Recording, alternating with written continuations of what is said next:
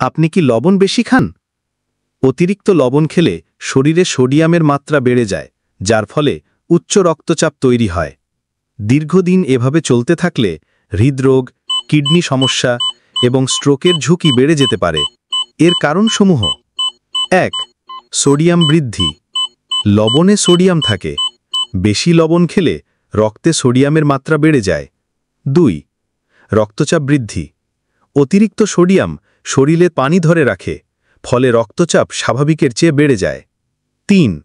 হৃদরোগের ঝুঁকি। রক্তচাপ দীর্ঘদিন বেশি থাকলে হৃৎপিণ্ডকে অতিরিক্ত পরিশ্রম করতে হয়, ফলে হৃদরোগের সম্ভাবনা বাড়ে।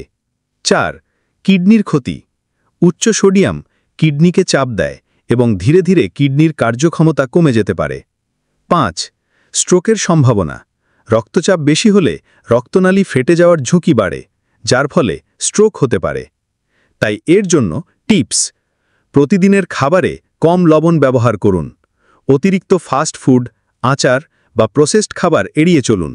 পরিবর্তে ফলমূল ও শাকসবজি বেশি খান।